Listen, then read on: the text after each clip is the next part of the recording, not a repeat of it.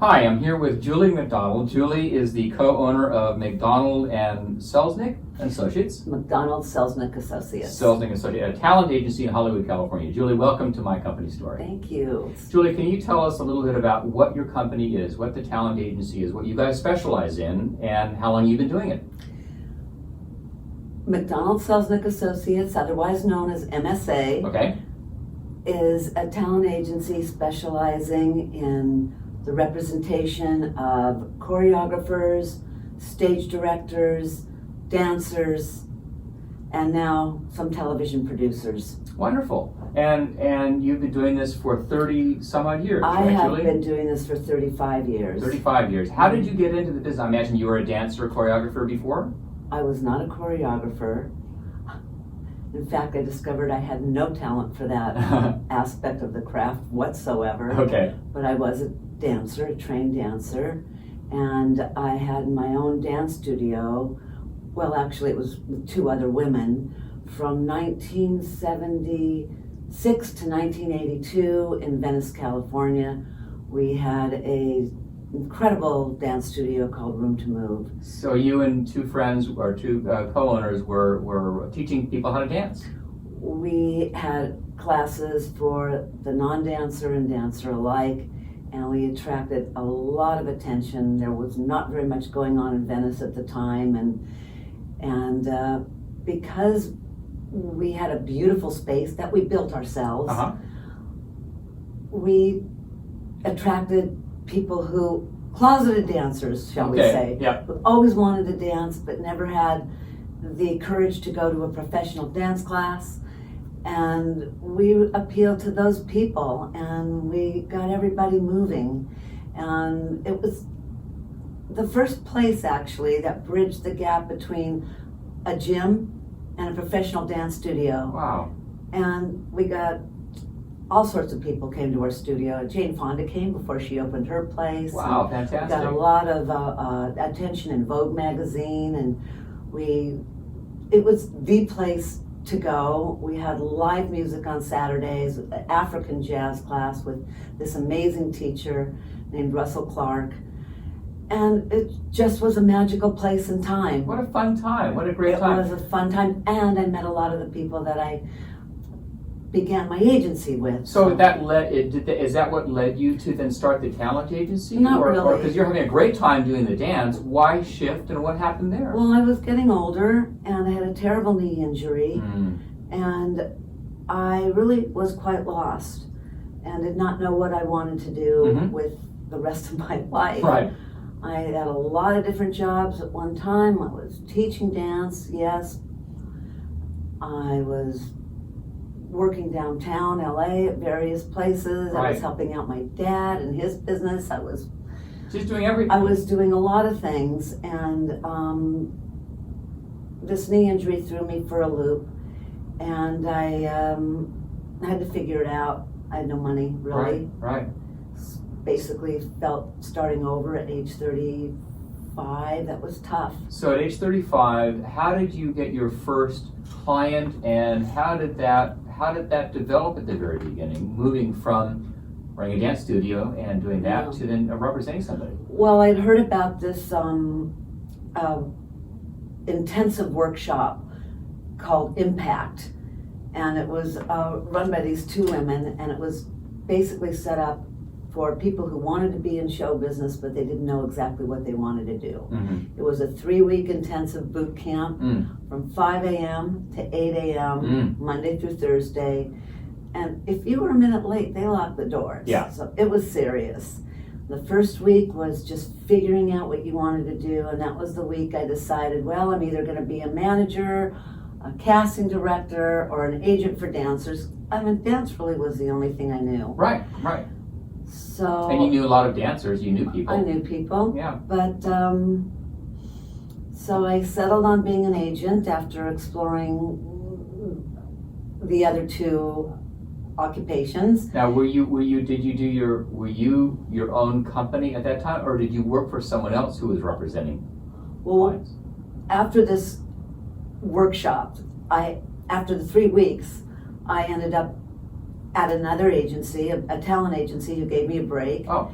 And began the first dance department there in 1985. Okay. So I went from taking this workshop, going every day. They made you go out and try to get your goals. Right. So I learned a lot on the way of trying to become an agent, and ended up at a really well-known commercial talent agency, one of the top ones in Hollywood. So you started their dance division? I started their dance department. Got it, all right. Yeah. Now, is that where you met your partner?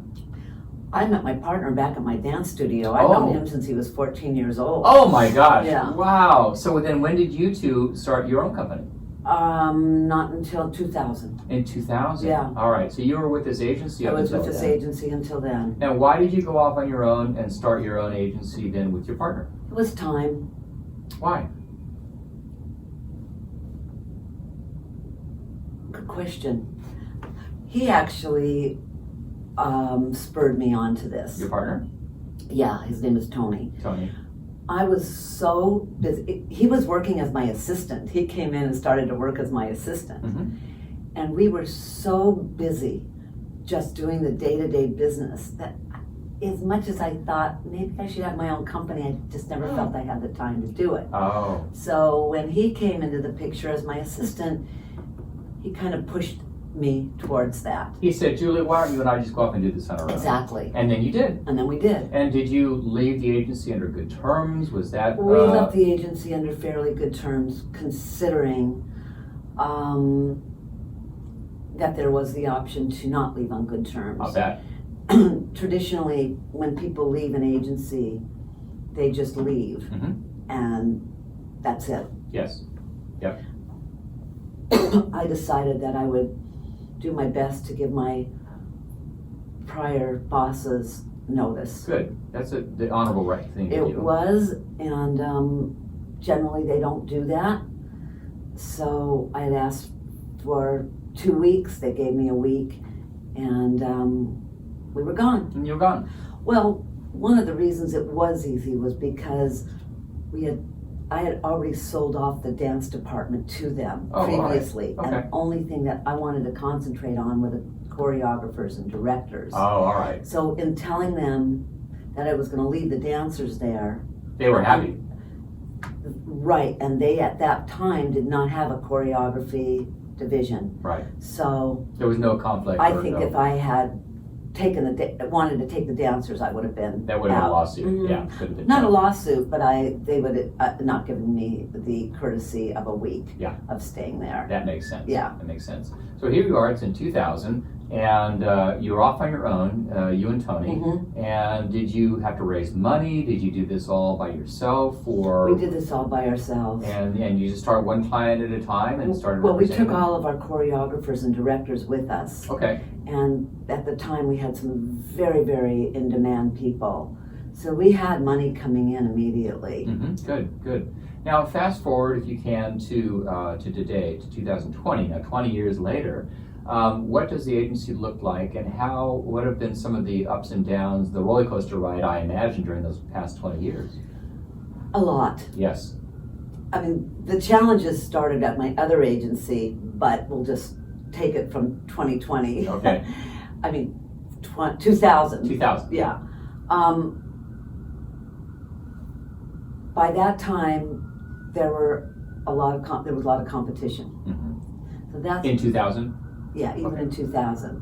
So that, of course, began to eat into our business. Now, excuse me, was it competition for you getting to represent the choreographer, or to get the choreographer in front of the right producers? No, there were other agencies opening up, emulating what I had done. So they were just competing for doing what you're doing. They were exactly right. So you had to create your own niche and how did you set yourself apart?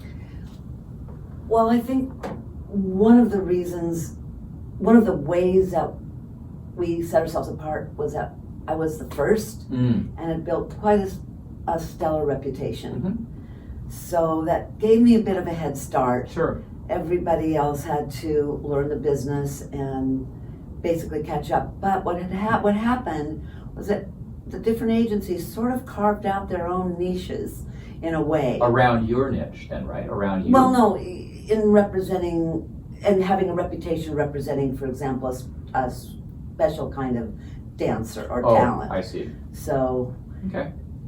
but we were still very, very highly competitive with each other for clients, for the dancers, for the choreographers.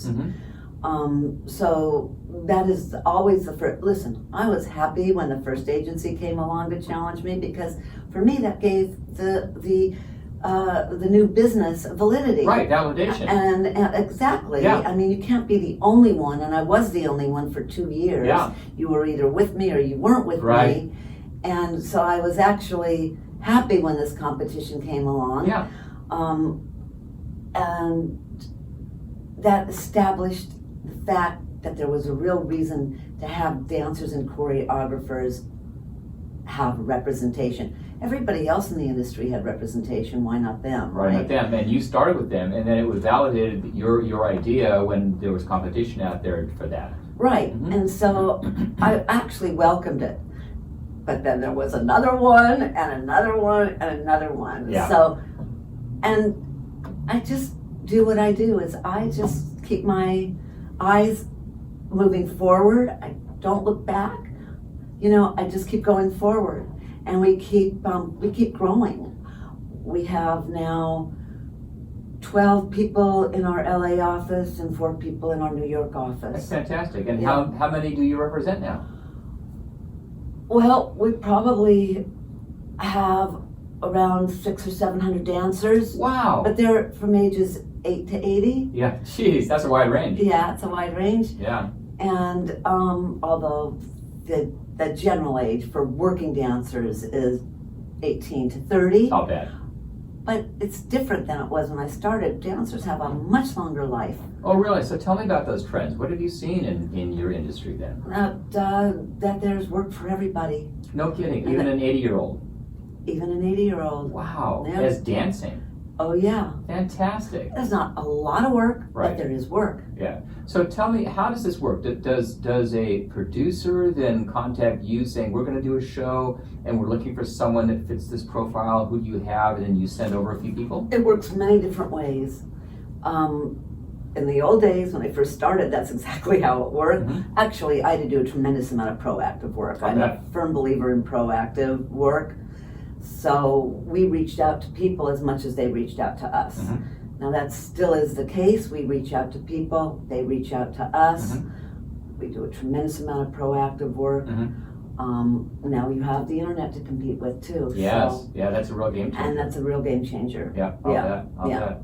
So, Julie, tell us a little bit about, and a lot of the audience listening to this show are business owners and people who have run companies, run agencies. No one in your space, I believe, that may be listening, but maybe so.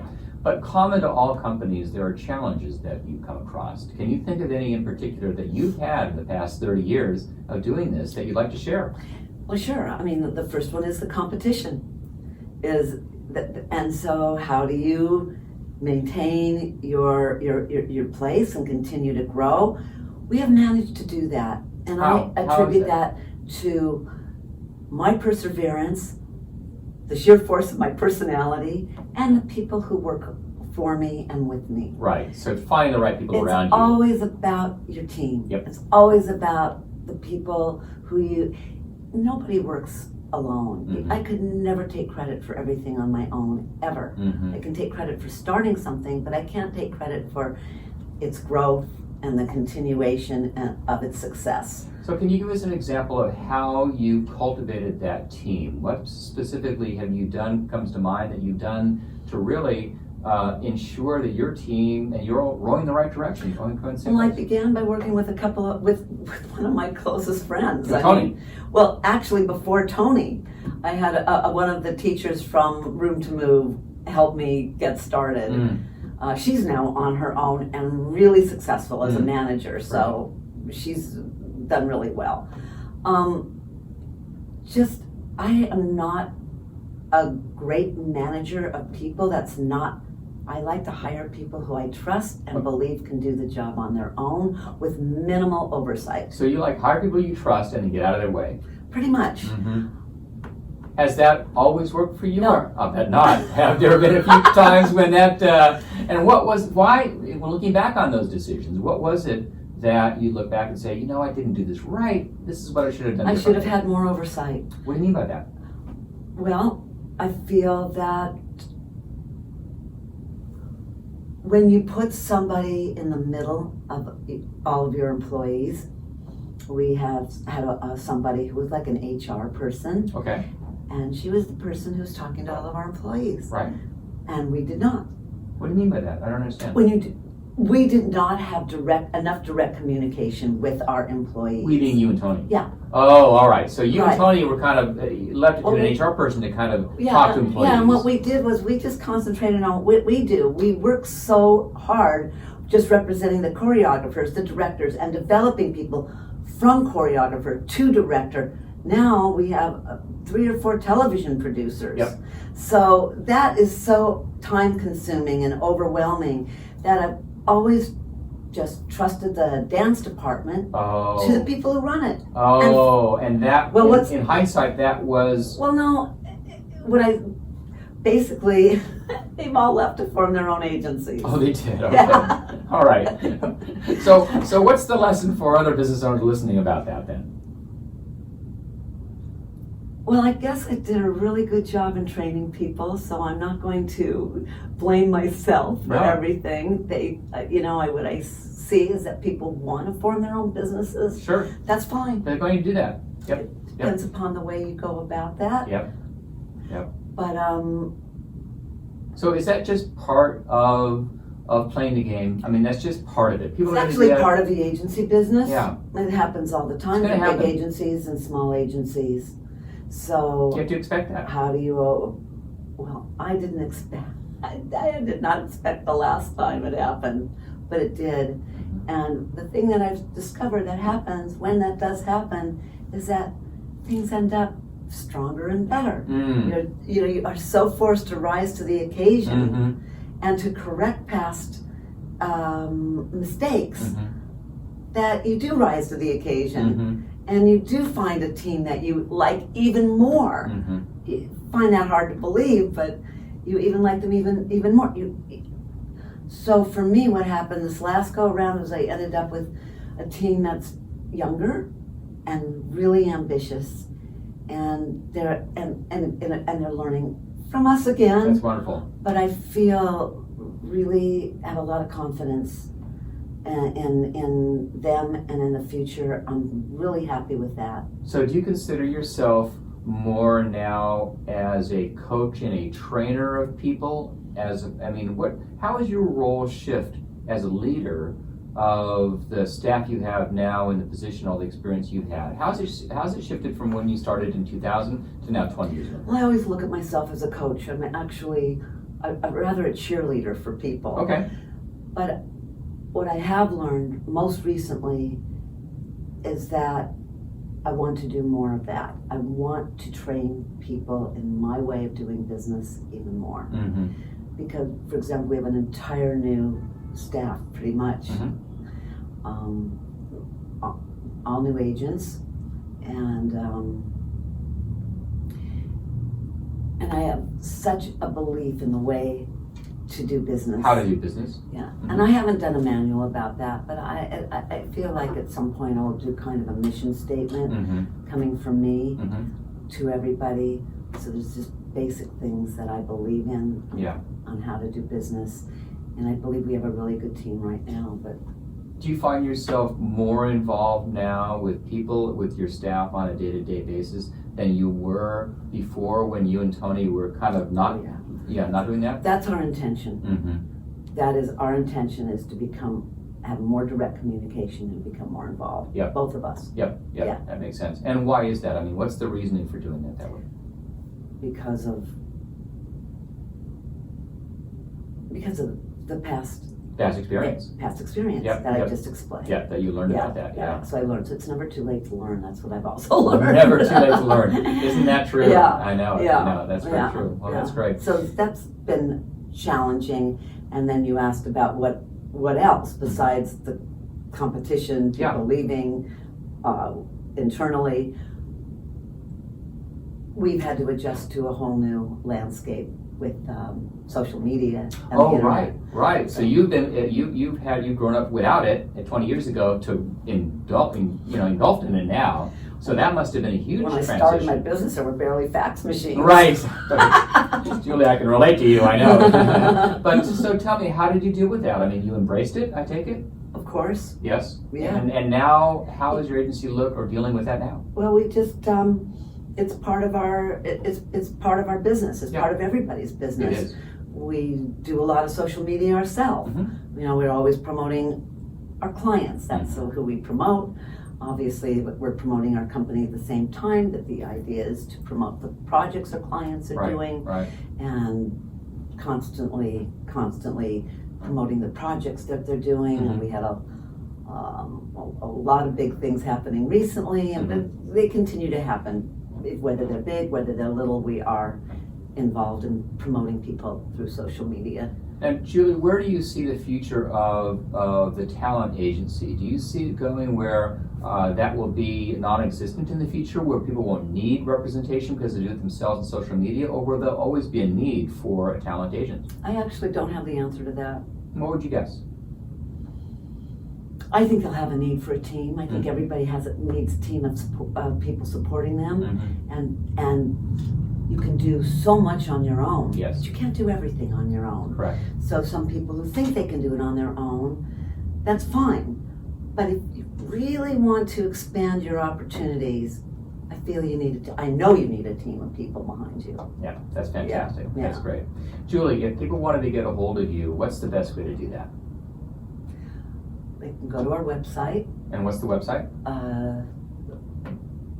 MSAagency.com. Okay. McDonald Selznick. I didn't mean to throw a trick question at you there. I have to look it up. They can also email me at julie@msaagency.com. Okay, great. Okay. Don't overwhelm me. All right. Well, I don't know how many of your audience have any interest in dance or choreography. Well, but they may have questions for you about what we talked about just now. So great. Well, Julie, thanks so much for being on the show. You've been a great guest, and wish you the best of luck. Thank you. It's a pleasure. Thanks, Julie. Hey, thanks for listening to My Company Story. We have new episodes coming out every week, so please subscribe if you like this. And if you'd like to hear previous episodes, you can go to mycompanystory.com or wherever you listen to your podcasts. Also, if you or someone you know would be interested in coming on the show, please email me at don@burge.com. Thanks for listening.